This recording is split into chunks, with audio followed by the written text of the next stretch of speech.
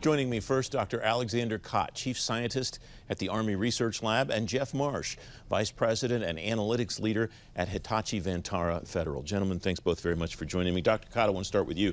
Tell me what you and your team are working on regarding the Internet of Things at the Army Research Lab. So, Francis, I like to refer to Internet of Things as Internet of Battle Things because of the extremely adversarial, unusual adversarial environment in which it manifests itself for the Army.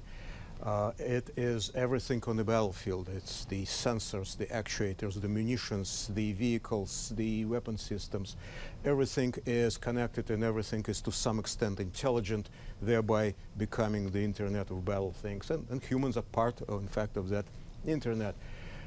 It is enormously complex world, and it is emerging right now. It's not something we want to happen or don't want to happen. It's happening. And so things we need to do, and we are doing at the Army Research Laboratory, is looking at several major challenges. One of them is to make sure that the Internet of Battle Things can self-adapt, self-form, self-manage in a way, because when the bullets are flying and the artillery shells are exploding, you don't call the system administrator asking, hey, something is not working, could you please come over and fix it?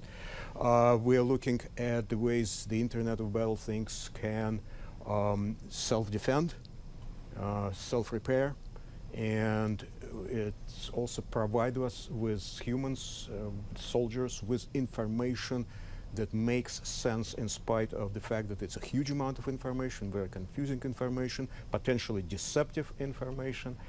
And of course it needs to learn as it does all this, because everything changes all the time, and if you don't learn, it doesn't work. I want to come back to the evolution of that landscape if we have time, but Geoff, tell me what the cutting edge of the Internet of Things looks like, not just in a military context, but in a civilian government agency or even in the private sector. What kind of the limit is today, and what you think the limit is 2-5 years out from now?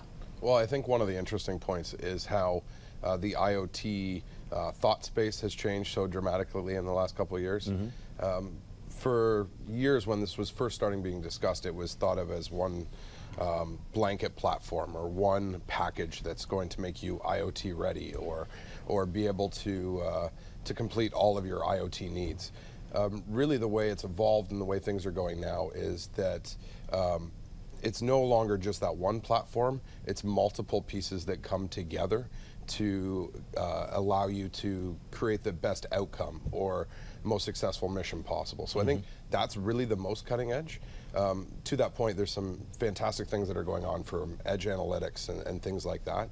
But I think that different thought space and the way things are being built now and thought of and architected together, that's really what's cutting edge now. Dr. Kott, you're nodding as he's talking about that. It sounds, though, like his strategy is similar to what you're doing, trying to think about this in a number of different directions toward mission solution, and not just thinking, oh, the Internet of Things is neat, what can we do in it? Absolutely. The Internet of Battle Things is not a small element of what we are starting to see in the battlefield. It is a key terrain on which the battle unfolds, and so that's one of the key places where the mission either succeeds or fails. And a key challenge is, how do you command that mission? How do you execute that mission? How do you make decisions within that mission in face of this incredible complexity across what the Army calls multi-domain battle, that combines physical and cyber spaces together in a very, very tight way. So how do you command an army of intelligent things? We need to start to realize that we humans are essentially living in this new society of intelligent creatures, and that we depend on them to a very large extent, and we have to coexist with them. And we're not very good about coexisting even with our own fellow humans. How are we supposed to? That's a lot of learning for us to do. Geoff, what's the learning process like, and what's this intersection that you see between what Dr. Kott is talking about? All of these things are smart because they have data, and they feed us information that we can use to make decisions. What's the nexus of that? Data analytics, understanding the information that's coming programming and all of the things, whether it's the hardware or the software processes that are gathering all that information. And you raise a good point. And the one thing that I've been trying to help relax the misnomer, or again, change people's thinking, is really IoT is data analytics, or it is analytics. It's a data problem. It might be substantially more complex than we're used to. That I will definitely agree with, but it's still a data problem. Data's created somewhere. You need to get it to somewhere. That's a decision in itself. Then you need to be able to centralize it, or maybe not centralize it. You need to be able to get that data in front of people that can make intelligent decisions. Like Dr. Kott has said, that data is created. There's so much data created at that edge.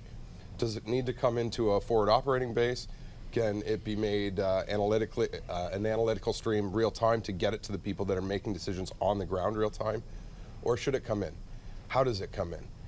When does it come in? Things like that, right? So really think of IoT as an analytics or data problem. It's just more complex. And it gives us an avenue to get at that data. So I would say they're one and the same. Dr. Kott, this evolution of IoT devices and data that you and your colleagues are seeing inside the Army, there's a sense, a perception that I have detected that it's kind of gone from 0 to 60 in about 2 minutes, where a short time ago you weren't collecting a lot of information, you didn't have a lot of sensors out there, and now they're all stuck to everything from the front line of the battlefield to all the way back into logistics to all the way in the back of the back office. Is that a fair perception, do you think? I think it's been evolving. It was a long trajectory of technological evolution. But I think the perception of it is correct in the sense that now we're starting to see it. It's really exploding. It's in your face now. And yes, in that sense, it's correct. What do you, we have about a minute left, Geoff. What do you do with that when you're discovering, as they're discovering in the Army, this is in your face, we have this information, we have this ability to make decisions in a way we haven't done before, but maybe the change management piece we haven't nailed down yet. What's advice piece 1, 2, and 3 in that respect? I guess from an advice perspective is, yes, build your models. Everybody's building models, algorithms, things like that, but don't be married to them, right? Manage your models almost like you'd manage children or people. Things change, the mission changes, the data changes, the day changes, right?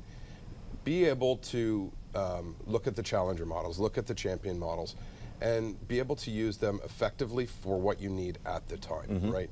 Things are going to change, it's inevitable. What you need is going to change, whether that's public or private sector.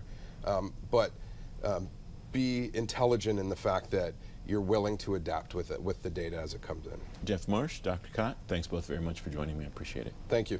Up next, we'll shift focus from how organizations can train their data around IoT to how they can manage IoT deployments better through robotic process automation. You're watching Entrepreneurial Government on the Government Matters Thought Leadership Network.